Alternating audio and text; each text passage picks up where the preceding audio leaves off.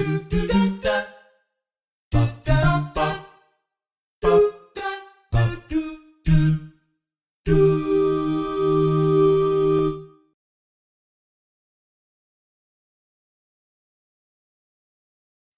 ッシェル・アンリは20世紀後半を代表するフランスの巨匠画家で、フランス最高のレジモンド・ヌール勲章を授与された。彼は花を題材に明るい色彩で描き、幸福感に満ちた絵画で世界的に人気を集め、幸福の画家と呼ばれた。ポピーを多く描くことでアメリカでは、ポピーの王様とも呼ばれる。ミッシェル・アンリが描く花々は、パリ、ベニスなどの美しい建造物や原野、海などを背景にして咲き誇っている。1928年にフランスのラングルで生まれ、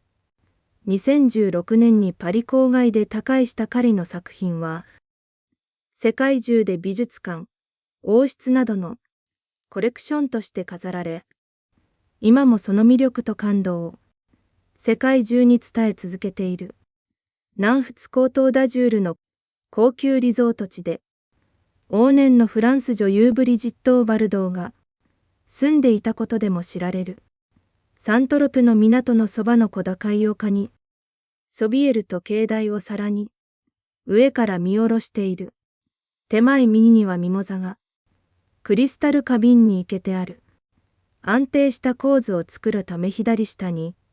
ミモタと同じ色の黄色いレモンが置かれている。冬の鈍い色の空に夕暮れの雲が薄いピンクに染まっているが、真夏の弾けるような空と海とはほど遠い。コートダジュールの冬に色彩を与えるのは、あちこちに咲き乱れるミモザの黄色い花だ。そのミモザとレモンの黄色い色が鮮やかな印象を与えている。サントロペから西に数十キロ行くと、映画祭で有名なカンヌがあり、カンヌも港のそばの小高い丘に時計台がある。この絵画を見た瞬間、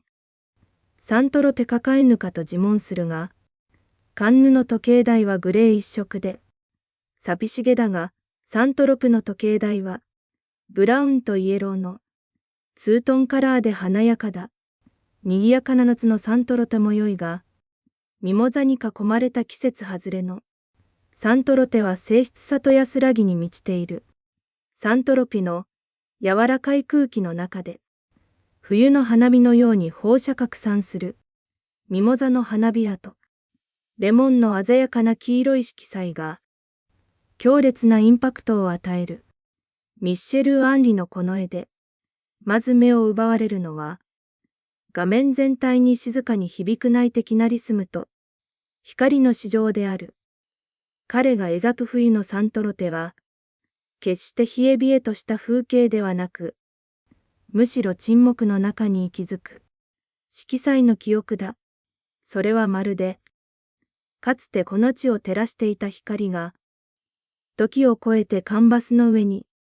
残響しているかのようだ。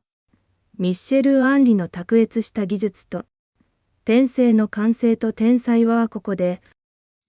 対象を単に映すのではなく、感じられたままに呼吸させることに成功している。ミモザやレモンが放つ鮮やかな黄色は、絵画空間において色の重心を形成しつつ、画面に穏やかな緊張と均衡を与えている。この色彩の置き方は、マティスやボナールら、20世紀フランスの色彩が形の方法論とも共鳴するが、ミッシェル・アンリ独自の穏やかな筆致によって、感覚が過剰に刺激されることはない。構図は意図的に視線の階層性を用いている。前景の静物と背景の円形が、あたかも別々の時間軸に存在するかのように描かれており、それが見る者に、見るという行為の深さと広がりを体感させる。この点において、ミッシェル・アンリという天才画家の中に光と空気の哲学者が同居しているというべきであろう。サントロペの象徴である時計台がコートダジュールのロマンティックな海辺の風景であると同時に、時間の象徴としての記憶の塔のように、佇んでいる点も見逃せない。彼にとって風景とは、特定の場所というより、心に残された感情の層であり、それらを時間と光で織り直す試みと言えるかもしれない。西洋絵画史の観点から見ると、本作はポスト印象派的な色彩感と、20世紀中葉の受容的具象絵画の潮流を受け継ぎながら、同時にアンリ自身の感覚の親密さを保っている。彼の筆は、自然そのものよりも、自然が人間の感性に与える余韻と作用を探っているように感じられる。この作品は、南仏の風景を描いていながら、どこか北方ルネッサンスの生物にも通じる、厳粛さ、抑制を内包している。光が降り注ぐだけでなく、オブジェに染み込み輝く色彩として定着している。色彩は露骨に叫ぶのではなく、控えめに囁くのだ。その謙虚さに逆説的な豊かさと感情の深さが凝縮されている。20世紀21世紀フランスが壇を彩った偉大な画家、ミッシェル・アンリの絵画作品。彼の絵画世界に感動するすべての人々に敬意を表したい。あなたがミッシェル・アンリの作品の持つ魅力に触れ、ミッシェル・アンリのアート世界があなたの心に感動を呼び起こす瞬間こそ、あなたの魂がミッシェル・アンリの絵画を通して永遠の美に遭遇した喜びに震えるはずだ。ギャルリー・アデカはミッシェル・アンリの日本総代理店としてミッシェル・アンリとパートナーシップを結び、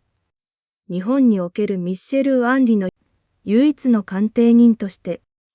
ミッシェル・アンリ絵画のトータルマネージメントギャラリーとして、彼の芸術的遺産を尊重し、販売、